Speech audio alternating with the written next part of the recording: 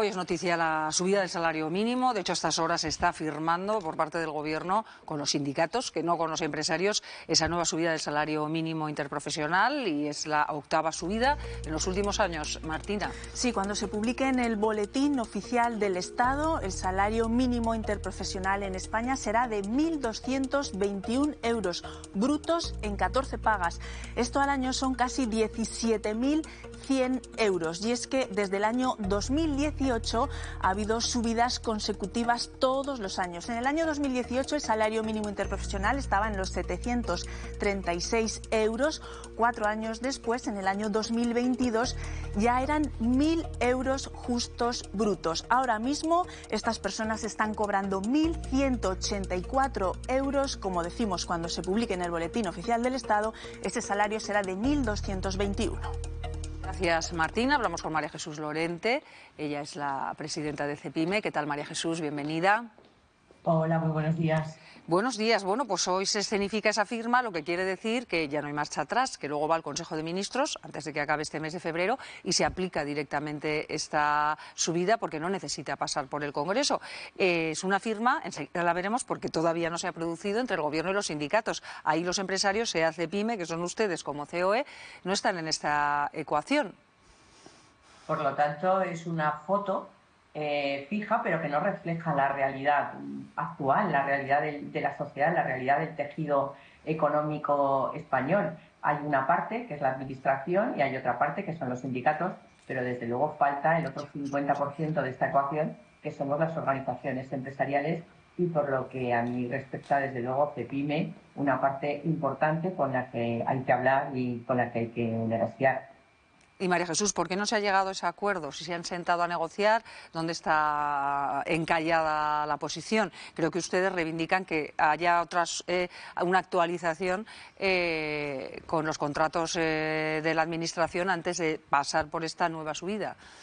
Bueno, nosotros, como en todas las negociaciones, y de esto sabemos un poco los agentes sociales, cuando nos hemos sentado siempre a negociar un convenio colectivo o cualquier tema de negociación colectiva, sabemos en cada punto donde estamos lo que nos une y la consecución de un objetivo común. Y sabemos que en una negociación pues es ganar las dos partes, y cada uno pues tiene que ir dejando algunas cosas en el camino. Pero en este caso, no poniéndonos, porque desde luego CEPIME y COE no se han opuesto en ningún momento a la subida del salario mínimo. Es más, entendemos que mejorar las rentas es un objetivo legítimo, pero entendemos que no vale todo. No vale que no se tengan en cuenta ninguna de las circunstancias que nosotros ponemos encima de la mesa. Con respecto a lo que comentaba, nosotros llevamos ya varios años hablando de lo que se denomina la indexación de los contratos públicos. Esto lo voy a explicar muy rápido para que todo el mundo me entienda. Cuando yo, que soy una pyme, hago un contrato con la Administración, voy a poner 5.000 euros, si en el camino se modifican las reglas del juego y a mí me suben el salario que tengo que pagar a esos trabajadores y no me dejan cambiar ese contrato inicial que yo hice con la Administración, termino costándome ese contrato, en vez de 5.000, 7.000. ¿Qué he tenido que poner yo? Es decir, que ya tengo una pérdida. Esto, que todo el mundo lo puede llegar a entender, es algo que le estamos diciendo a la Administración.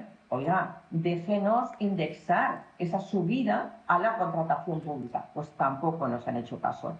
Hemos hablado de territorios y de población. Estamos, por ejemplo, poniendo, o normalmente ponemos el ejemplo, entre otros en Aragón, de Teruel. En Teruel, el salario mínimo ya representa el 80% de esa masa salarial, con además un tema que también nos preocupa muchísimo, y es que en este contexto muchos convenios colectivos ya el salario mínimo está bloqueando determinadas categorías, y eso está irrumpiendo en esa negociación colectiva que nosotros, como agentes sociales, ya habíamos firmado en todos los convenios colectivos que hay en vigor. Estamos diciendo que además esta subida del salario mínimo interprofesional, y subrayo, no es entre comillas 37 euros al mes, no. Estamos hablando de lo que eso supone también con el coste laboral al que tiene que hacer frente, en este caso, por ejemplo, una microempresa. Estamos hablando de más de 22.000 euros al mes, que a lo mejor para una mediana y una gran empresa esto no supone dinero. Pero para una microempresa, 22.000, 24.000 euros supone que yo ya no voy a dar el salto, que no voy a contratar al siguiente trabajador. Y ahí es donde estamos viendo la pérdida y la destrucción del tejido empresarial. En esas pequeñas empresas, en esas microempresas que no pueden hacer frente a esas subidas. Y de todos esos planteamientos que han realizado por parte de CEPIME, imaginamos que también por parte del COE, ¿se ha escuchado alguno? Ninguno. Por eso no estamos en la foto que se está celebrando esta mañana. Bueno, con José Juan, también es verdad que Aragón, el diálogo social en Aragón es completamente distinto. Muchas veces lo decimos, somos una isla en el panorama español. Y nosotros nos basamos, el diálogo social en Aragón se basa en el respeto mutuo, en el diálogo y en el consenso. Y eso es lo que nos gustaría haber trasladado también a nivel nacional. Que hoy los agentes sociales, comisiones de UGT que estaban haciendo la foto, pues hubieran dicho, hombre, pues si no están UGT, perdón, si no están CEPIME y COE, pues no vamos a hacer esta foto y vamos a seguir negociando. Porque ahora no hay diálogo social a nivel nacional. Lo que hay es un acuerdo entre una parte de los agentes sociales, una parte, el 50%, y la administración. Bueno, pues enseguida escucharemos también la voz de los sindicatos. María Jesús Lorente, presidenta de CEPIME, muchas gracias por haber estado hoy con nosotros. Muchas gracias por darnos voz como siempre. Gracias. Un saludo. Bueno, pues enseguida vamos a escuchar a los sindicatos, pero una primer argumento, una primera opinión. Mónica. A mí me faltan la patronal también en esa fotografía del aumento del salario mínimo interprofesional. Yo creo que era totalmente necesario el aumento como hemos visto en los últimos años, porque con 736 euros que se cobraba antes, pues vamos a pensar que podría un trabajador pagar ahora mismo. Entonces yo creo que era necesario hacer el impulso que se ha hecho, pero me parece que también el Gobierno debería de escuchar un poco más a la patronal y tomar también alguna medida que les pudiera beneficiar, no solamente a las grandes empresas, porque al final los perjudicados son también microempresas que también pues necesitan esa ayuda para poder superar los baches que se pueden encontrar por el camino.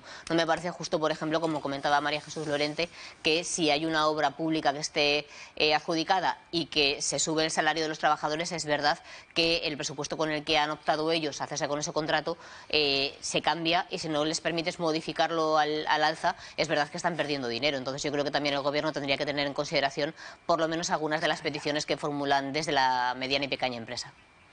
Sí, nada, o sea, sí que es verdad que toda esta parte más específica, ¿no?, de las consecuencias de la subida del salario mínimo, creo que o no han sido explicadas o quedan muy en el aire, y es verdad que estamos escuchando la voz de la patronal y bueno, pues con sus reivindicaciones. Para mí sí que el gran tema es sí, el salario mínimo va subiendo, pero ¿qué pasa, ¿no?, con las condiciones de vida, ¿no?, con esos otros gastos, ¿no?, en los que se van esos salarios, ¿no?, y que no paran de crecer? Pues la inflación de los precios de los alimentos, de los suministros, de la vivienda, como todo eso sigue sin frenarse. Entonces, como que al final los efectos positivos que tiene una subida del salario mínimo muchas veces no se ven reflejadas directamente en los bolsillos. Bueno, pues enseguida seguís hablando, pero vamos a escuchar ahora la voz de los sindicatos. Hablamos con José Juan Arceid, secretario general de UGT en Aragón. Hola, bienvenido.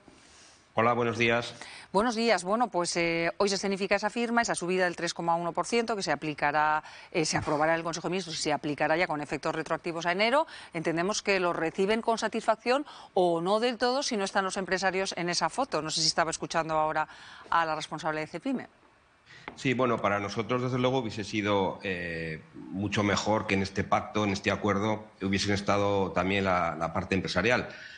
No ha podido ser, han decidido que no querían estar en este acuerdo, pero eso no tiene por qué ser un obstáculo a que las miles o los millones de personas que perciben el salario mínimo vean subido su salario. Por lo tanto, lo dicho, a nosotros nos gustaría que estuviesen, pero si no están, si no quieren estar, pues habrá que firmar esa subida del salario mínimo, que para nosotros es un avance, que no es la meta. Nuestra meta todavía no hemos llegado a lo que debería de ser, pero desde luego supone un avance para este año, y hay que recibirlo pues con mucha alegría para esos casi 2,5 millones de personas que lo van a percibir en nuestro país.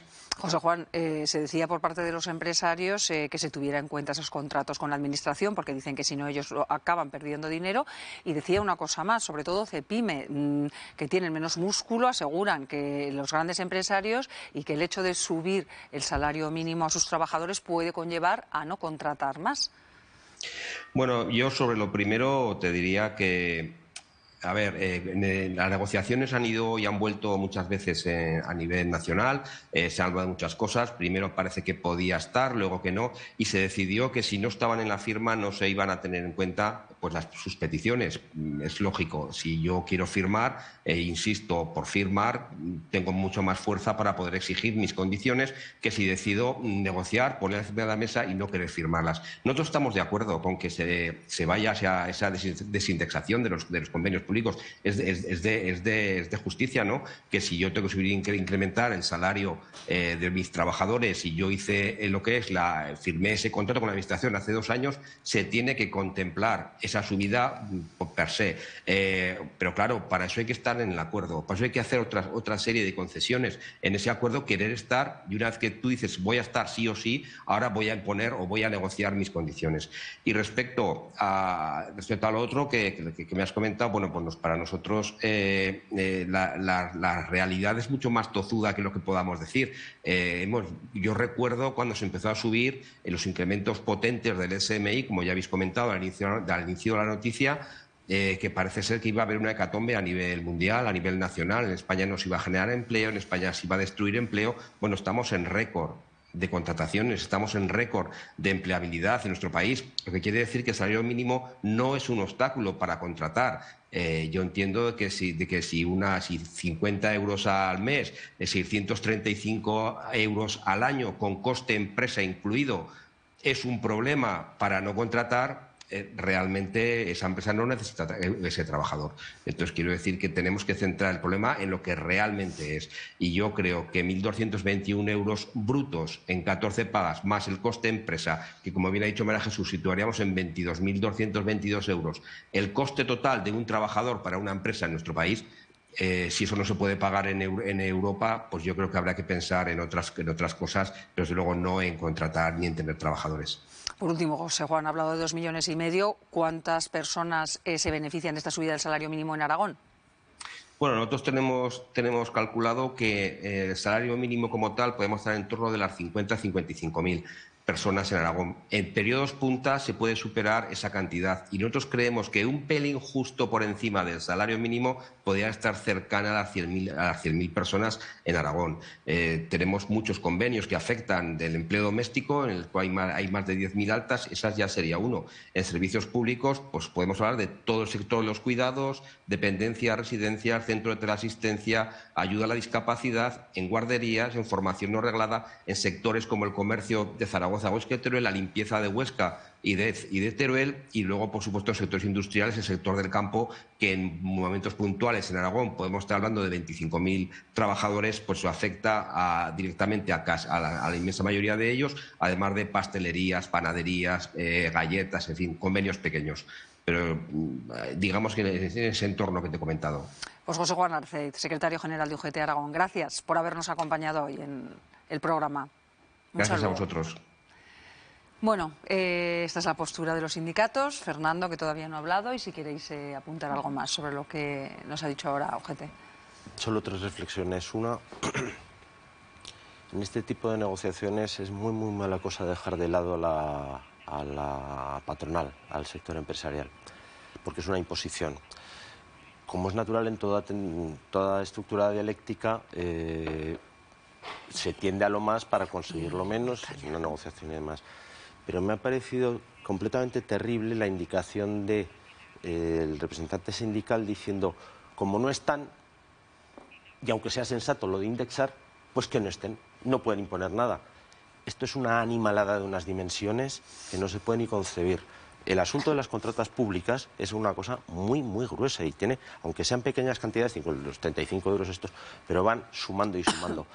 Esto, de todos modos, tiene muchísima más carga para las grandes compañías, no para las microempresas que conforman, como bien sabemos todos, una parte importantísima del panorama empresarial español, pero siempre al final acaban tocando. Entonces, yo no tengo muy claro que sea la mejor de las cosas poner en marcha una medida de estas que, me permitiréis, tienen un cierto elemento cosmético por seguir en esa tendencia de aumentar el salario mínimo, que además santo y bueno por muchísimos motivos. También habría que discriminar, porque la gente sujeta al salario mínimo es una parte no inmensa de la población que trabaja en España. Pero tiene importancia y además tiene lógica porque, como muy bien decías tú antes, con 735 euros que da el salario mínimo profesional en 2026, ¿qué haces?